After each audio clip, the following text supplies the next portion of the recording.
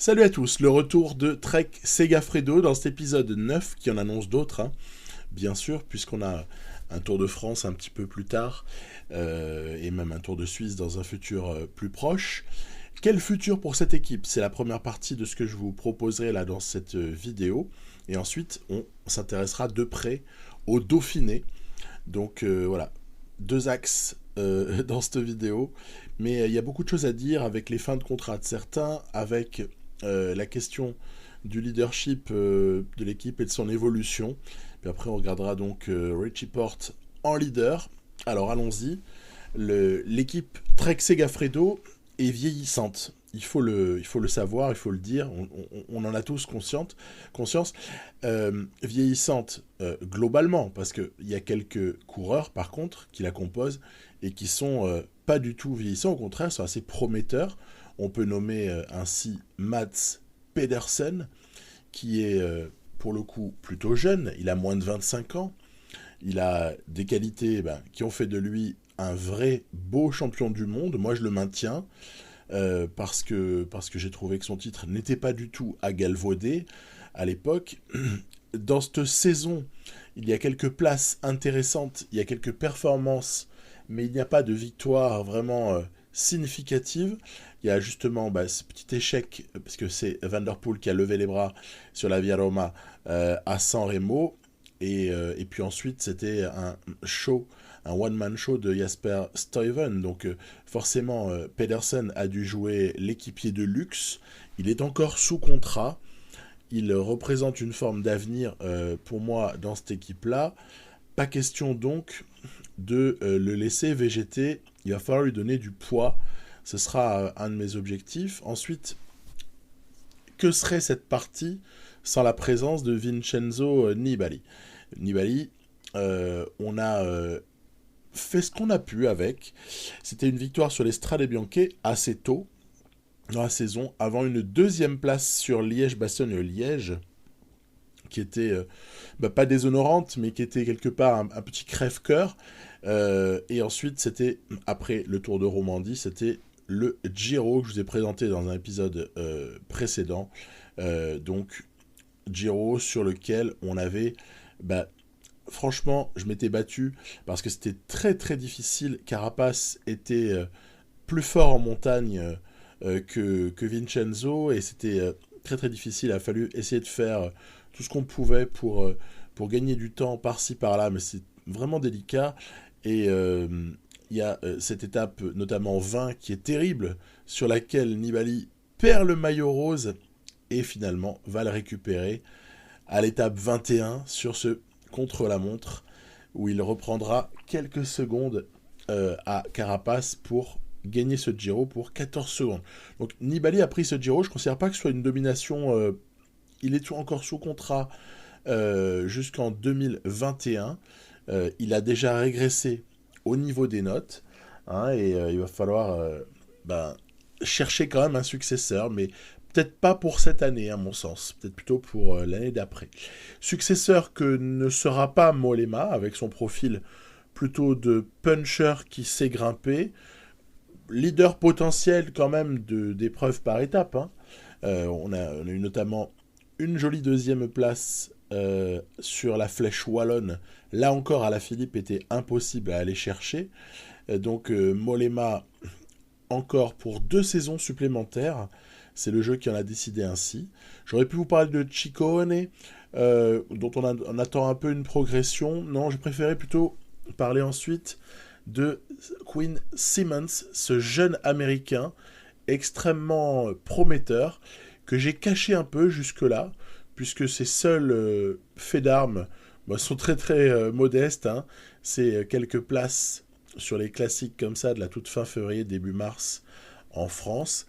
Et je l'emmènerai sur le Tour de France, par contre, parce qu'il pourrait nous faire du bien avec son 76 en vallon, là, cumulé avec des notes pas franchement dégueulasses par ailleurs. Et puis, le 1er juin, c'est-à-dire juste après le Giro, j'avais déjà noué quelques contacts avec mes coureurs principaux en fin de contrat. Il n'y en a que 5, puisqu'il y en a quand même pas mal d'autres coureurs qui sont sous contrat Donc il y a peu de renouvellement là sur cette année, mais ça n'empêche pas de réfléchir vraiment au sens qu'on veut donner à la partie. Cette partie, elle est vraiment marquée par Jasper Stuyven, hein, jusque-là, parce que s'imposer à Roubaix après avoir été vainqueur en solitaire sur le Ronde et auparavant, alors ce fut au prix d'un exploit incroyable, partir à 32 km de l'arrivée tout seul sur Gont-Wevelgem et terminer avec un peloton affamé aux trousses, c'était probablement plus difficile que, par exemple, là, sur ces images, d'aller chercher le GP de l'E3. Les notes de Stuyven en font un coureur quasi ultime sur un très très grand nombre de classiques.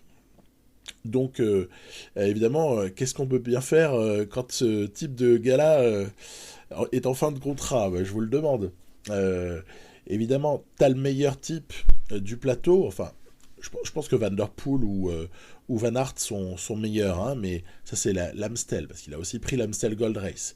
Euh, je pense qu'il n'est pas le meilleur intrinsèquement, mais qu'il est dans le top, il est top 5, mais allègrement du jeu sur cette database. C'était une World DB courant du mois de juin-juillet, je pense, un truc du style, hein. Voilà, donc avec de très très grandes victoires. Je crois qu'il y en a 13, il y a 13 victoires pour Stuyven, qui méritera un très très gros salaire, une belle revalorisation. 13 victoires jusque-là, et que des victoires quasiment au panache, hein. Donc vraiment, gros bonheur que ce Jasper Stuyven. Ça va demander d'aligner les dollars, c'est normal.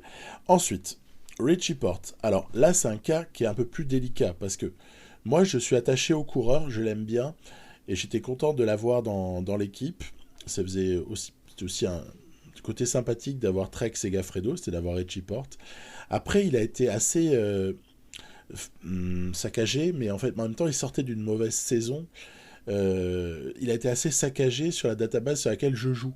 C'est-à-dire qu'en fait, faire podium sur le Tour de France avec Richie Porte, avec ces notes-là, c'est à proprement parler inenvisageable, quoi.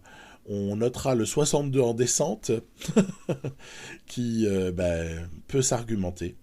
Il peut s'argumenter, mais va se poser la question de son renouvellement. Et puis, quand on mentionne les trois coureurs principaux qui sont candidats au renouvellement de contrat, puisque pour Brambilla et Skuyn, c'est évident que je vais les renouveler, bien sûr, hein, sur des équipiers précieux. Il y a Matteo Moschetti, qui a progressé au fil du temps, qui est un sprinter plus qu'honnête, mais surtout il a 23 ans. Il y a de gros espoirs qu'on peut avoir sur son cas. Il y a eu pour son compte en 2020 sur la partie une victoire sur Paris-Nice, ce qui était assez bien de prendre celle-là, et également une victoire sur les 3 jours de Bruges-la-Panne. Entre guillemets, c'est la seule que Stuyven lui a laissée. Donc voilà. Le reste, c'était aussi une présence sur le Giro qui était moins heureuse. Jamais réussi à m'imposer sur le Giro avec Moschetti. Je pense le re-signer maximum sur les 40 000 par mois. Enfin, c'est ce que j'espère, en tout cas à ce stade-là. Donc, a priori, 4 sur 5 que je prolonge. Pour ce qui est de Richie Porte, je me tâte encore. Ça peut aussi dépendre de ce qu'on va voir sur le Dauphiné. Et puis est venu, alors là donc no spoil, hein, mais on passe au 15 juin.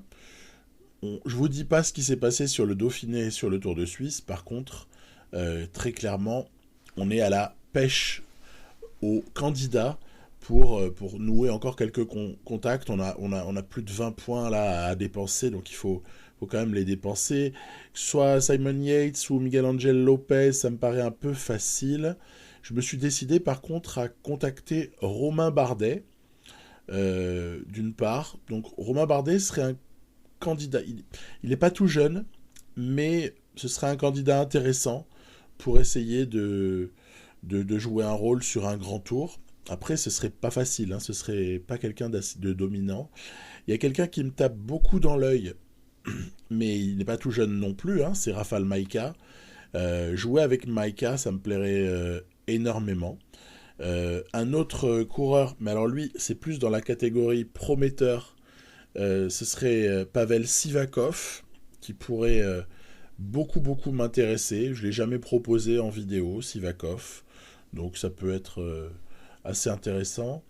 Dans le même registre prometteur, mais qui par contre IRL a déjà confirmé, c'est Geo Gegenhardt, hein, donc ça c'est aussi une piste que j'ai en tête.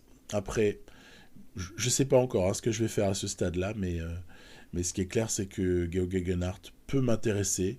Je prendrai pas tous ces types-là. Hein.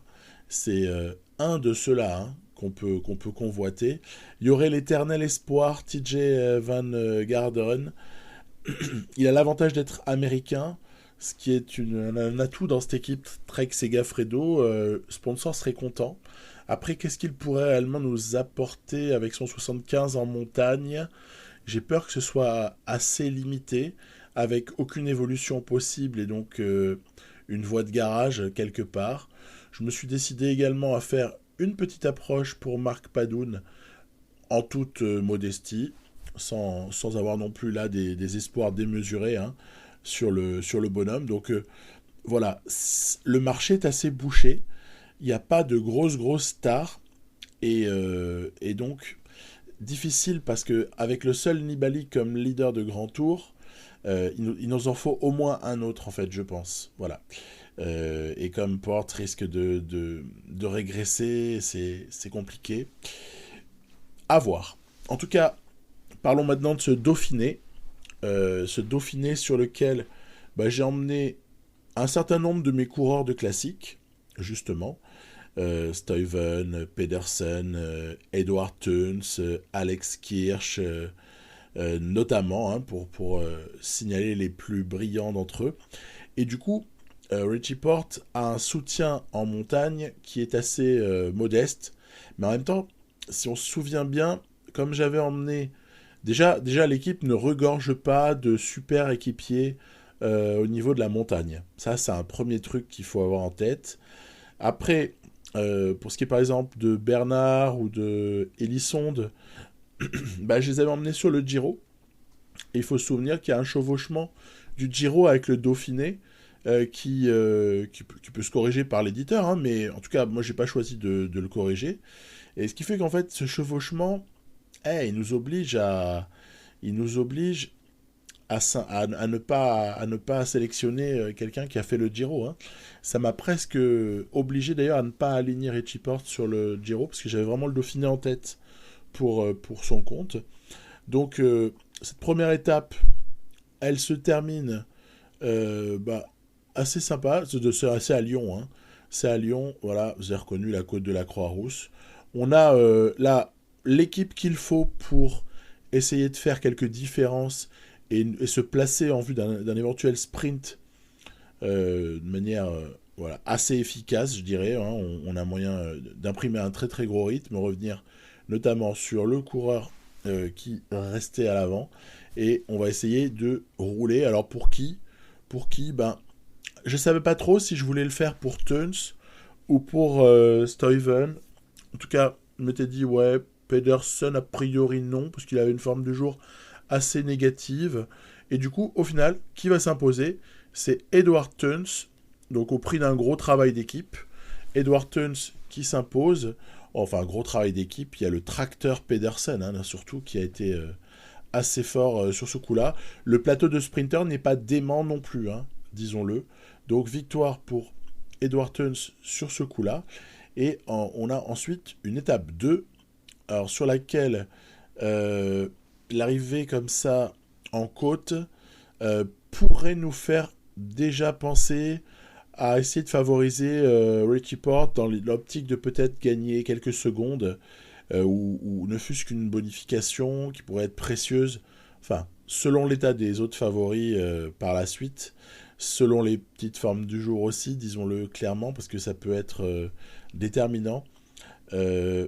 Voilà. Donc j'ai ça en tête. Ne pas me laisser trop décramponner avec mes types qui ont les meilleures notes physiques, parce que je pense que dans le final, malgré leurs notes en montagne qui sont pas hyper référencées, je pense à Stuyven, à Pedersen, ils peuvent quand même jouer un rôle à toute fin pour aider Richie Porte, parce que le seul finalement équipier là que j'ai emmené, ouais, parce que quand même on n'allait pas venir avec seulement Porte et des Flandriens, hein, faut pas déconner non plus, c'est Niklas Sey, et c'est vrai que pour ce qui est du Danois, euh, sa progression, je trouve, tarde un petit peu. On avait pu connaître d'autres databases dans le passé où Niklas Sey était peut-être évolué un peu mieux, évolué un peu plus vite. Moi, je joue en potentiel aléatoire, donc forcément, euh, on peut tirer le gros lot comme tirer aussi un mauvais potentiel, hein. C'est un peu le jeu, hein, du truc. Le faire un peu à l'aveugle, ne pas aller voir, juste essayer de se fier à ce qu'on ressent et aux impressions d'évolution qu'on a, progression sur certains coureurs. Et du coup, en l'occurrence, voilà, Monique Lasseille, là, j'ai l'impression que c'est pas une partie dans laquelle il va tutoyer le 77 ou 78 montagne, hein, si vous voyez ce que je veux dire. Du coup, il est un peu juste. Je crois qu'au 15 juin, il sera à 74 montagnes et 71 vallons, avec des notes vertes très très rares, hein, sur son panel de notes. Donc, pas évident. Pas évident. C'est assez modeste. Donc, Porte est entouré de façon assez modeste. Pour autant, j'ai encore de l'espoir. Parce que je sais que euh, les types très très physiques comme ça que j'ai emmenés pouvaient le favoriser. Allez, c'est parti. On va être dans l'emballage final. Pedersen très très violemment. Et en fait, Pedersen aurait pu s'imposer. C'est marrant. C'est marrant. Sur cette étape-là, on ne serait pas forcément attendu. Mais je vais quand même favoriser Porte. Alors, vous pouvez vous dire à ce stade-là, ouais, trop facile, c'est nul, qu'est-ce que c'est que ce triplé? Bon, écoutez, j'y suis pour rien. J'ai juste essayé d'envoyer Porte le plus loin possible. Maintenant, si ça peut rassurer, des triplés, il n'y en aura pas à chaque étape. Je crois même qu'il n'y en aura pas avant longtemps, en fait. Donc c'est un peu comme ça. On a eu une petite circonstance favorable et puis c'est un petit peu tout. Voilà, donc étape 3 ensuite. Donc on démarre se définir sur les chapeaux de roue. En même temps, c'est pas sur les étapes 5, 6, 7 et 8 qu'on va pouvoir s'éclater de la manière dont on s'éclate au tout début, hein, parce que je peux vous dire que les profils sont légèrement défavorables. Donc profitons-en tant qu'on peut un peu briller. Stuyven en jaune, tiens, allez, voilà, c'est bien. Pour Stuyven, je vise, on est en préparation. Là encore, c'est sympa d'avoir ces coureurs, je trouve, que ce soit sur Dauphiné ou sur le Tour de Suisse, d'avoir des équipes qui comportent des types qu'on va avoir sur un grand tour, en l'occurrence sur le Tour de France juste après, parce que ça permet de prendre un peu des marques, sentir un peu les choses, et à ce stade-là, je me dis, et ce sera confirmé par l'ensemble de ce Dauphiné, je me dis que Stuyven peut vraiment viser un maillot vert sur le prochain Tour de France. En plus, vu son profil et vu le reste de l'année qu'il a déjà fait, franchement, aller chercher un maillot vert sur le Tour de France serait assez sympa et on va dire dans la ligne du reste, quoi, hein. Ce serait un vert non sprinter, mais quand même pas non plus dégueulasse à ce niveau-là. En tout cas, ce sera mon objectif. Et du coup, pour ce Dauphiné, mon objectif pour Stuyven, c'est également d'essayer de prendre le maillot vert. Donc on va essayer de s'y attacher. Pedersen aux avant-postes, protégé par Mullen. Et Teuns, voilà, j'ai essayé de jouer pour Teuns ici parce que c'est celui qui me semblait avoir le plus de chance dans l'emballage final pour essayer d'aller gagner cette étape. Eh ben non, ce sera pas le cas. Tiens, voilà, ça déjà c'est fait. Teuns seulement podium de cette étape 3, c'est Groves qui s'impose. J'avoue que je méconnais un petit peu ce coureur. je connais pas bien. Donc voilà, très bien. On a découvert des choses.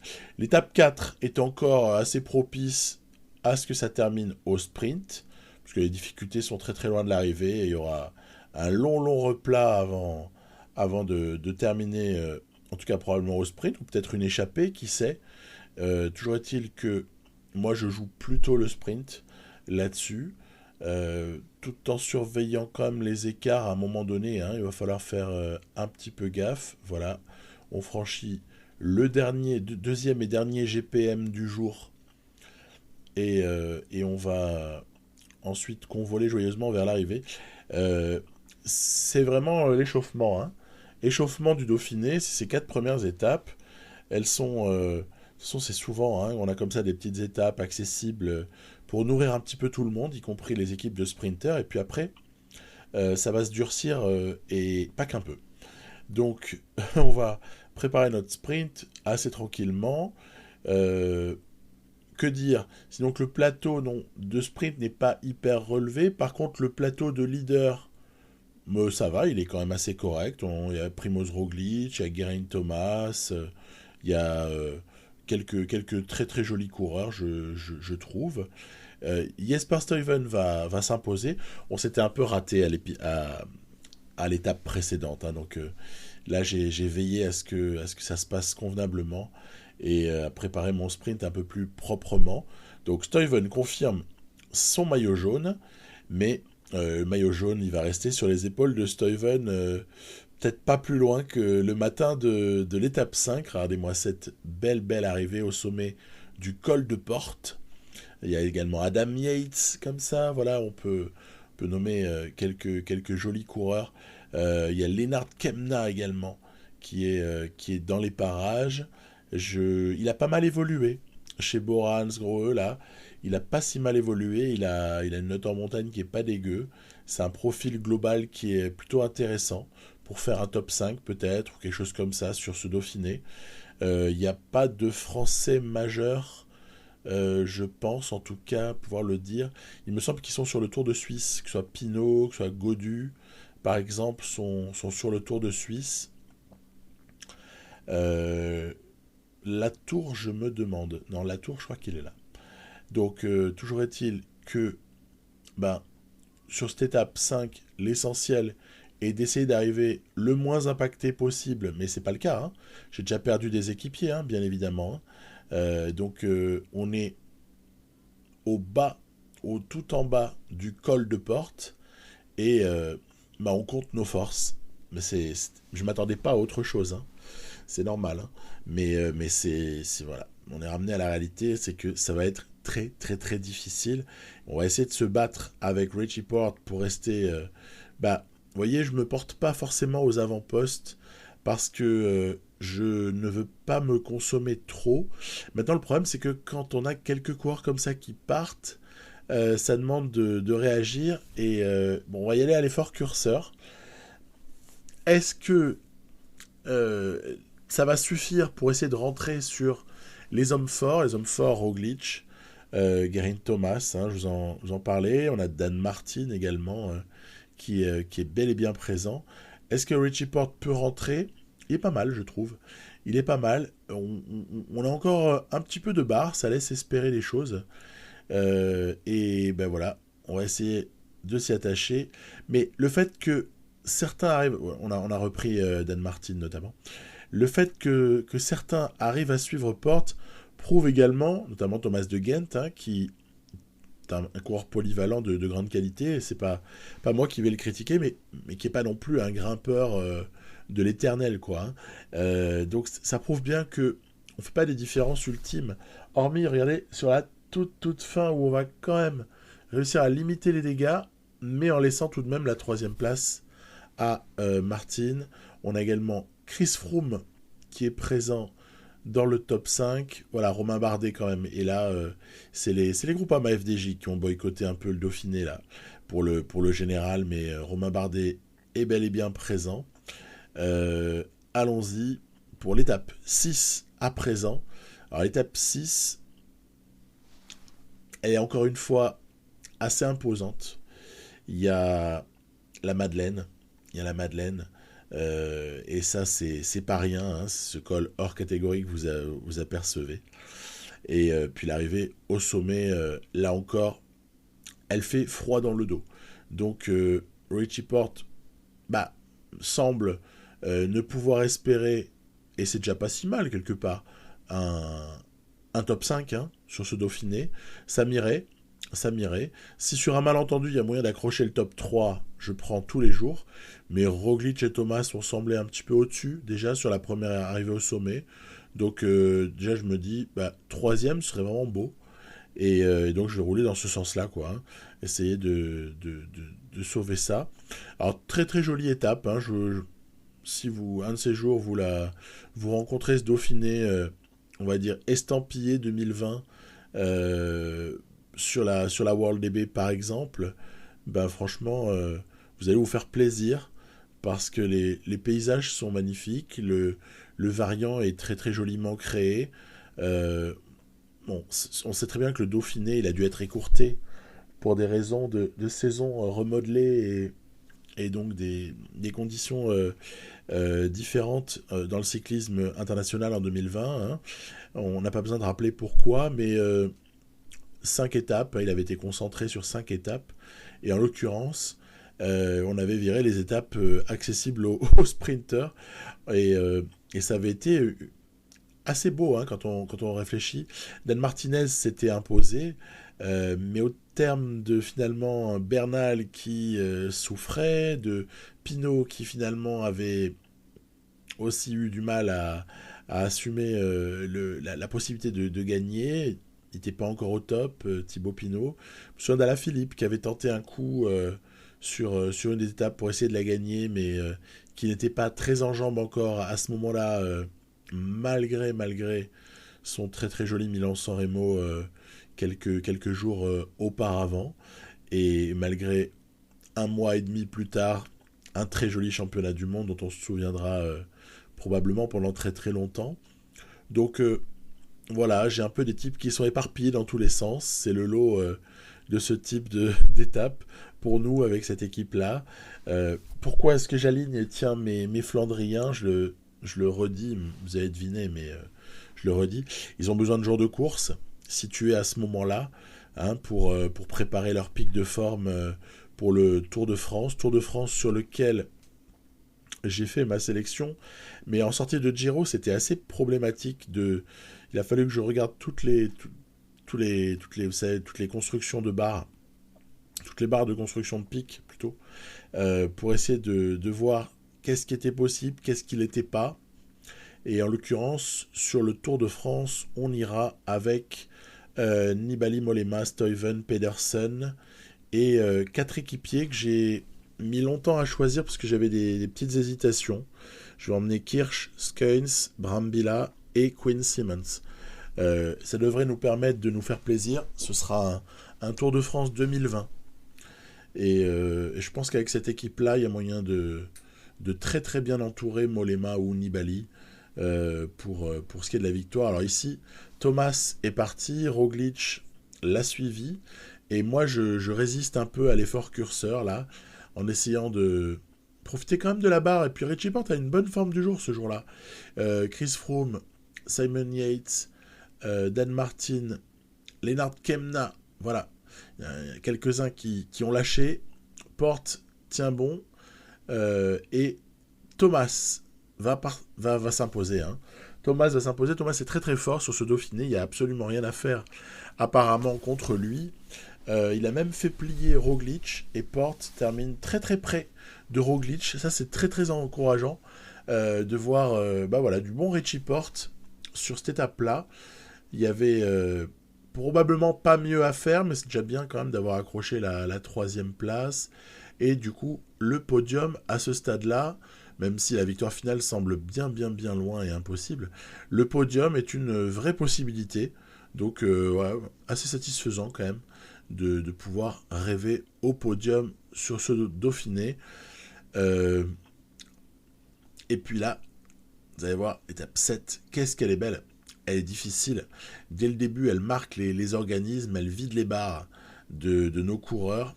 Elle risque de nous éliminer quelques équipiers là, sur toute cette série de difficultés assez violentes. Donc, on va voir jusqu'à quand est-ce que ça résiste. En général, le jeu se comporte d'une manière... Bah, on s'y habitue après. Hein, donc limite, on le remarque plus, mais...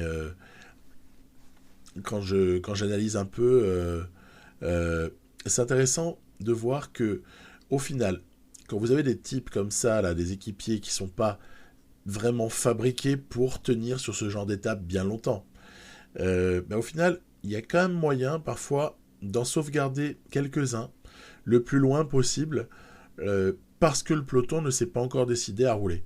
C'est parfois ce qui arrive. Et donc, il y a un petit côté aléatoire dans le fait que ça se mette à rouler dur ou pas.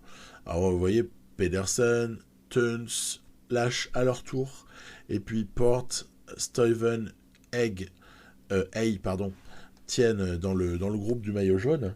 Mais bon, moi, mon objectif, c'était de passer ce premier enchaînement de difficultés en conservant 3 coureurs.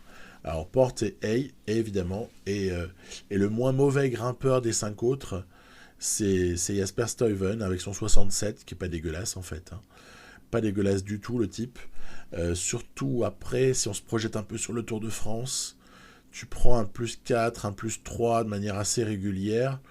Euh, Stuyven, il peut accompagner un certain temps ses leaders. Hein, donc, ouais, c'est plutôt encourageant. De toute façon, sur le Tour de France, j'aurai une équipe constituée de meilleurs grimpeurs. Hein. Alors ici, c'est le petit moment de flip. On a Pedersen qui est couché, qui met beaucoup de temps à se relever. Heureusement, il se relève. Ah oui, parce que là, c'est pas, vous n'avez pas envie de voir la cinématique d'abandon hein, à ce stade-là. Ce serait assez désastreux. Voilà, on entame ici une ascension. C'est la montée de Bezane. De Bizane, pardon. Elle est assez difficile. Elle est assez connue, hein, elle aussi. On avait eu la Madeleine avant. Il y a quelques très très très jolies ascensions hein, sur ce Dauphiné. C'est pour ça que je disais tout à l'heure que si on a l'occasion de le jouer, ce Dauphiné, c'est vraiment du régal. Hein. Et là, je vais tenter mon coup. Parce que j'ai pas beaucoup de cartes à jouer, mais là j'ai tenté le coup de Hay. Je me suis dit, si tu arrives à le placer un peu devant, après il se refait la cerise pendant la descente, et il va savoir avoir un peu d'avance et pouvoir aider Richie Porte un peu mieux. Bon, bah en fait, on m'a pas laissé partir avec Niklas Hay. Et puis après, on connaît la relance après le sommet. Mais on peut croire à ce moment-là que j'ai tout gâché en attaquant, en attaquant avec Hay, mais en fait, Hay va reprendre. Il va recoller dans la descente et ce qui permettra d'avoir quand même un soutien pour Richie Porte. Donc ça va, on s'en sort. Porte n'est pas du tout en difficulté. Hein. Pas du tout en difficulté. La montée là comme ça vers Megève n'est pas du tout très sélective quoi. Elle permet de... À mon sens, c'est un puncher qui doit pouvoir s'imposer sur ce type d'arrivée. En tout cas, un grimpeur puncher, là, il se régale. Maintenant, est-ce que Porte est puncher pas vraiment. mais voilà, Roglic, par exemple, semble taillé pour ce type d'étape. Allez, ça va se jouer maintenant.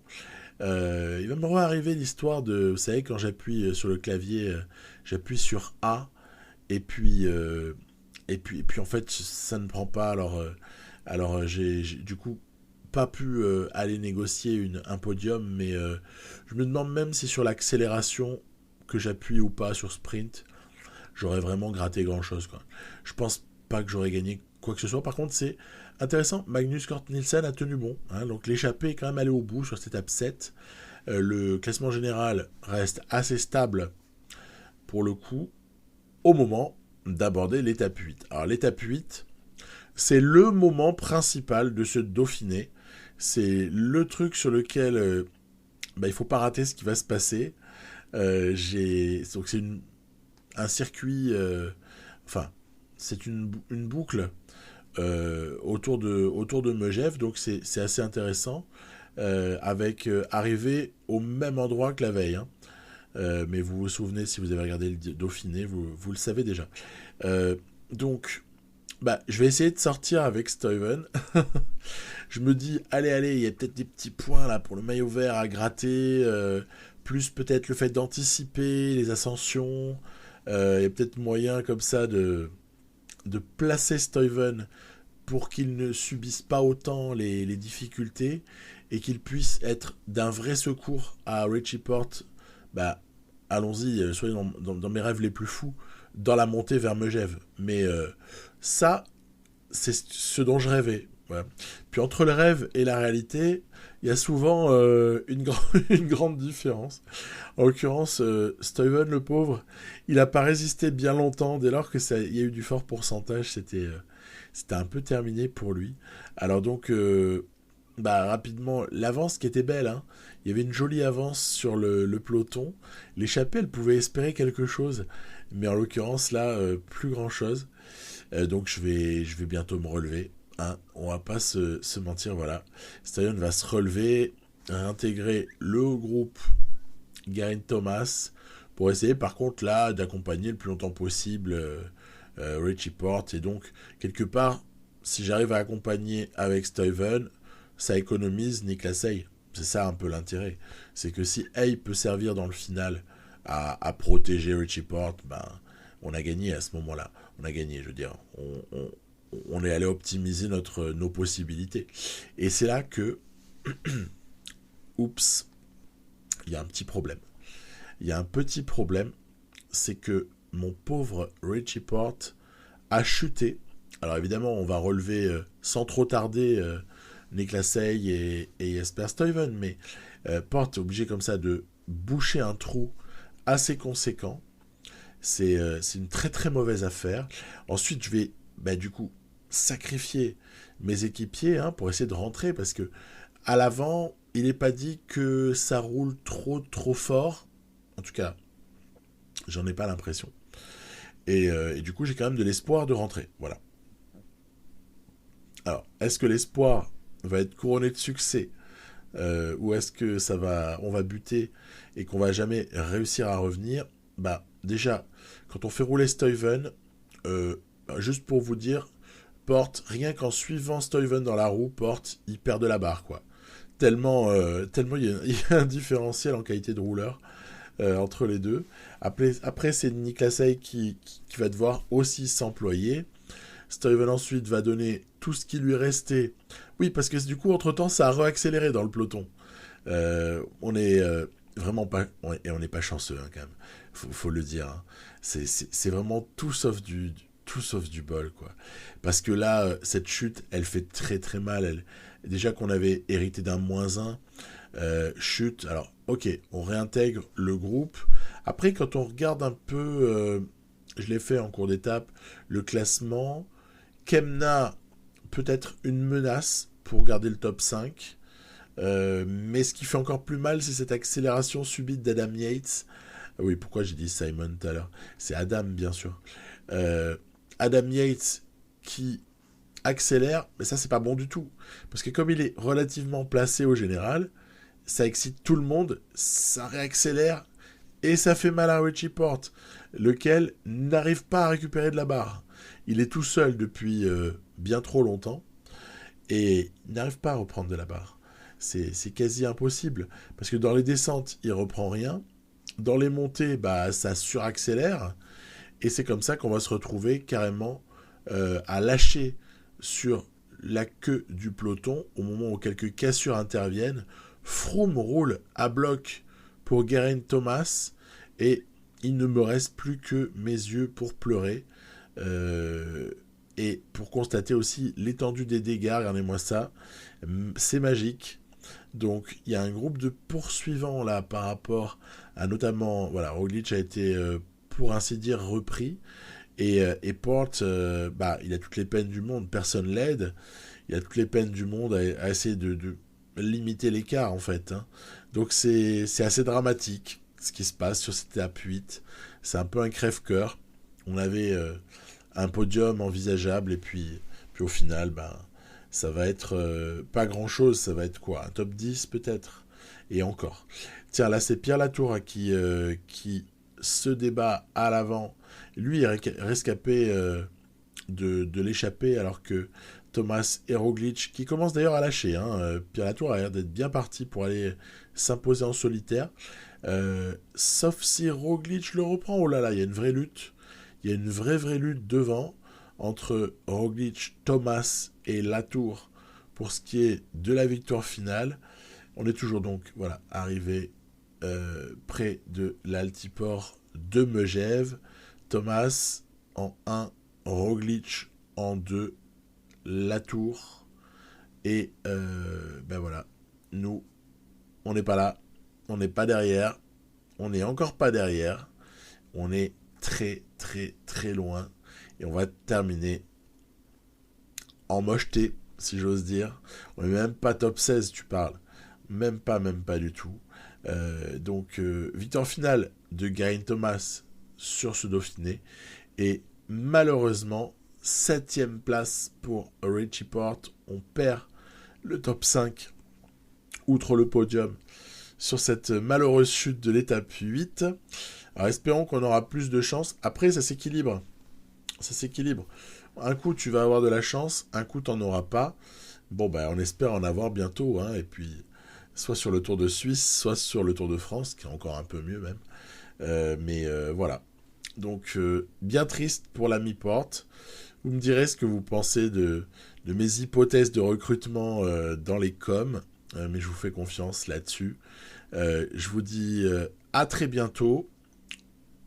Je vais faire au mieux pour proposer du PCM assez vite, mais les heures, il n'y en a que 24 dans une journée aussi. Donc à partir de là, je fais comme je peux. Et voilà, je vous souhaite le meilleur. Et encore une fois, bonne année à ceux à qui je ne l'avais pas encore souhaité. Bye bye.